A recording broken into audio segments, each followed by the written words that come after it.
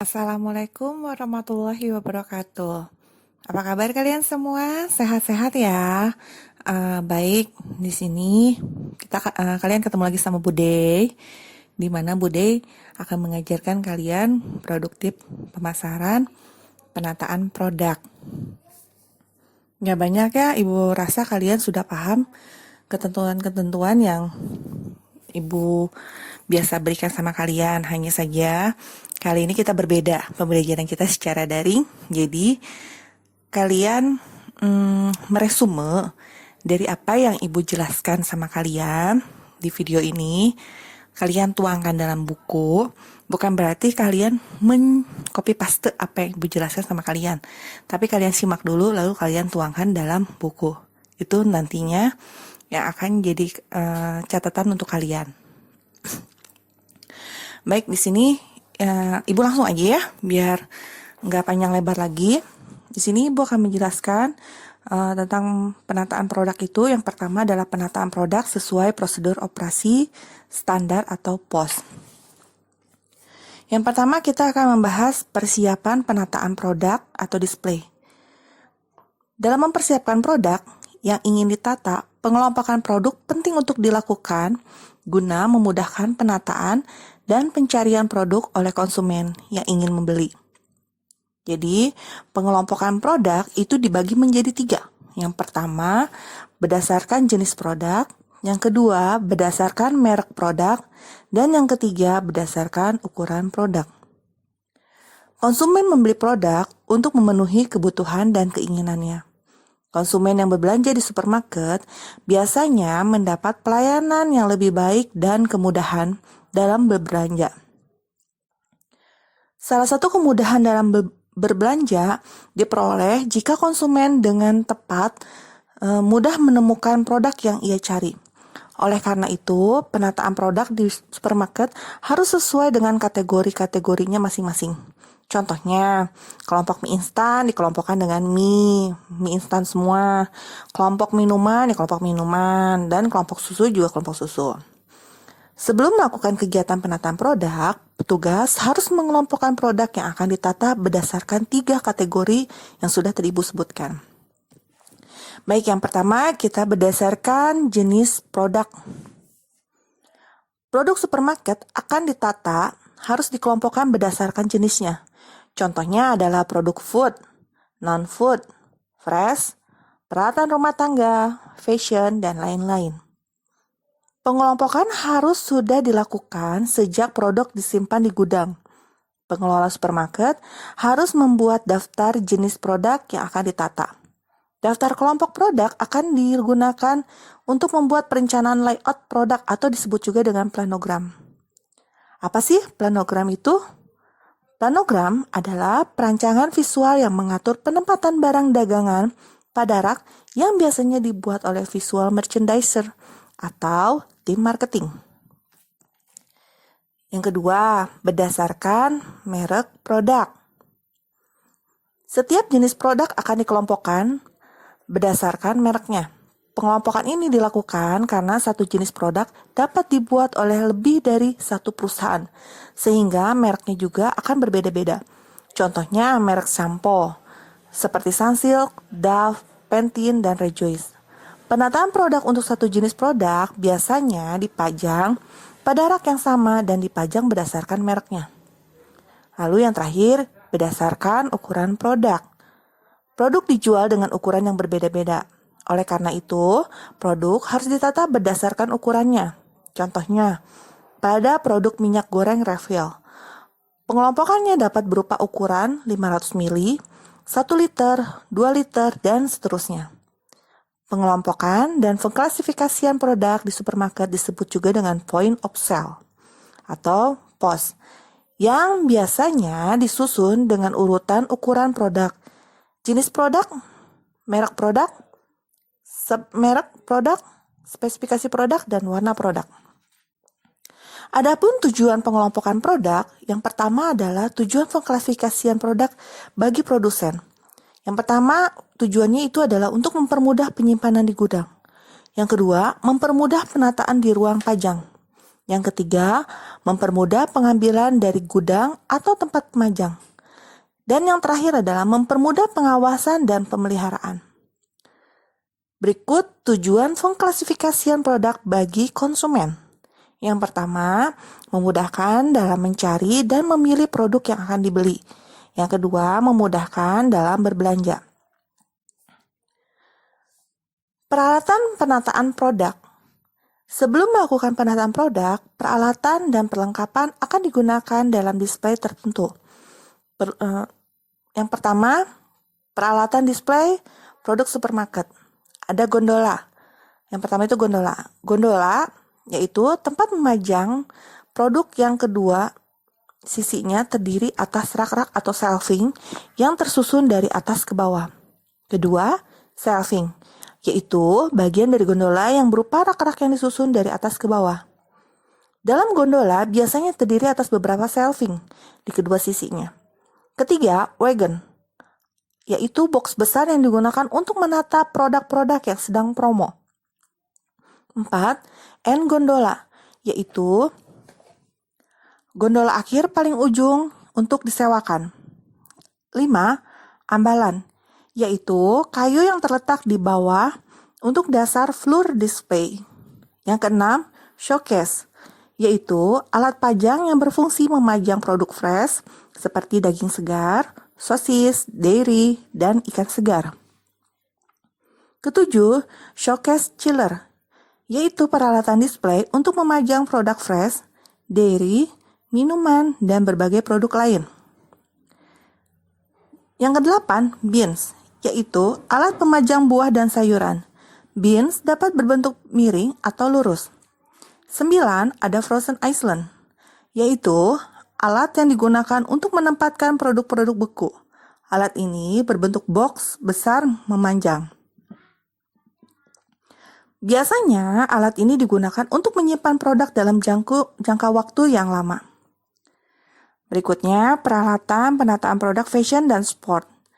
Yang pertama, peralatannya mannequin dress, yaitu patung seluruh badan yang digunakan untuk memajang produk baru.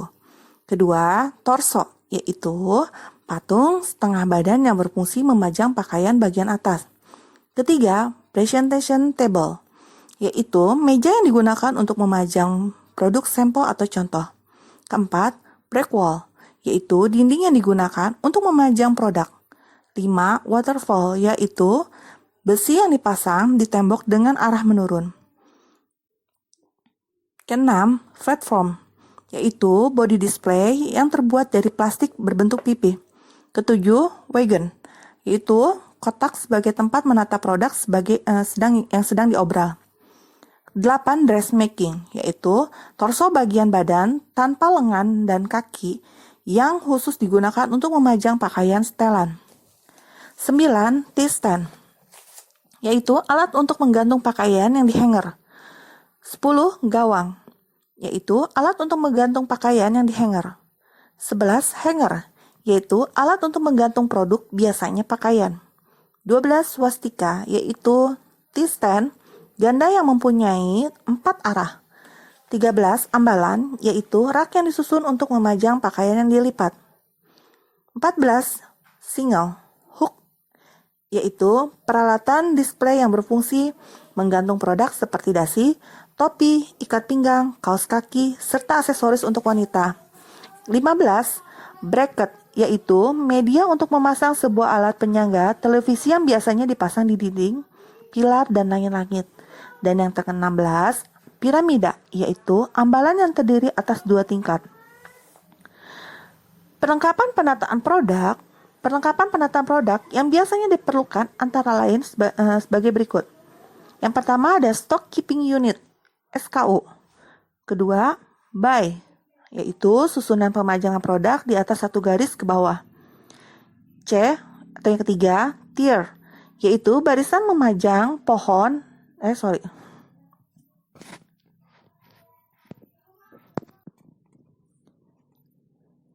barisan memajang produk ke belakang, memajang dalam satu rak. Keempat, face, yaitu pemajangan produk tanpa muka. Kelima, point of Purchase atau POP, yaitu label yang berisi informasi nama produk, harga, ukuran berat, dan informasi lainnya seperti diskon atau promosi. Keenam, check on counter atau COC, yaitu pemajangan produk yang berada di meja kasir. Ketujuh, price lookup atau PLO,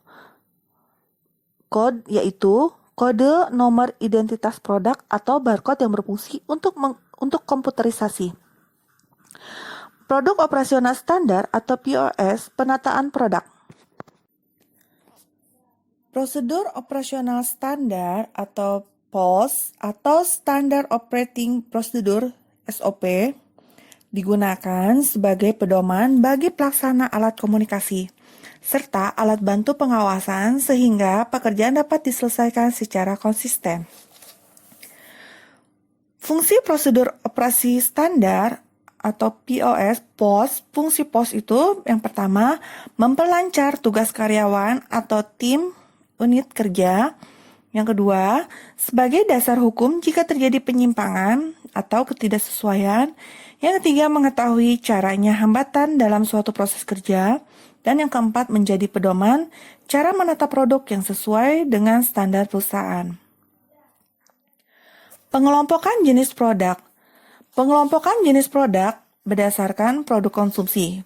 Itu terdiri produk convenience, yaitu produk yang mudah dicari dan dipakai oleh konsumen. Produk dapat dibeli dengan mudah dan konsumen dapat mencarinya kapan saja ia memerlukan. Contohnya, seperti sabun mandi, rokok, air mineral, dan obat nyamuk. Barang-barang tersebut adalah termasuk dengan barang-barang convenient karena mudah dicari. Kedua, produk belanja atau shopping good. Produk belanja adalah produk yang harus dicari dan perlu dipertimbangkan terlebih dahulu sebelum membelinya. Biasanya, konsumen membandingkan fitur, kualitas, dan harga produk, tetapi ada konsumen yang membeli produk karena ia memperoleh pelayanan sangat memuaskan saat ia membeli produk tersebut. Yang ketiga adalah produk spesial atau specialty goods. Produk spesial adalah produk yang memiliki ciri tertentu dan hanya dapat dibeli di tempat tertentu pula. Pengelompokan jenis produk menurut produk industri. Produk industri adalah produk yang dibeli untuk diproses lebih lanjut dari kepentingan industri. Yang pertama, ada bahan baku. Yang kedua, komponen dari produk setengah jadi. Yang ketiga, perlengkapan operasional. Yang keempat, instalasi. Yang kelima, peralatan ekstra.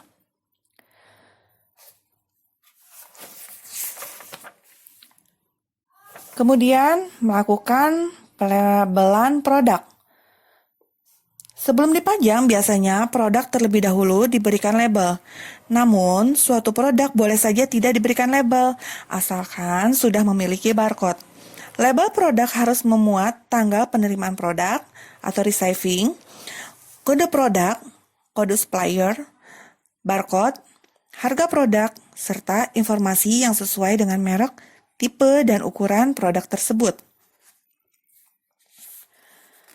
Keempat, langkah-langkah melakukan penataan produk.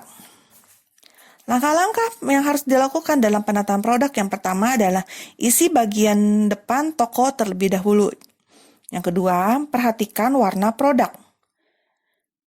Yang ketiga, desain menarik sebagai jangkar. Yang keempat, produk laris di bawah. Yang kelima, kemasan besar di kanan. Yang keenam, pengelompokan produk. Dan yang ketujuh, tempatkan produk impuls di kasir. Penataan produk supermarket, yang pertama ada produk food, non-food, household, toys, dan stationery. Dalam melakukan penataan produk, para peretail atau pemilik toko harus komunikatif dan informatif kepada konsumen. Pada dasarnya, pertimbangan melakukan penataan produk adalah agar produk memiliki daya jual tinggi.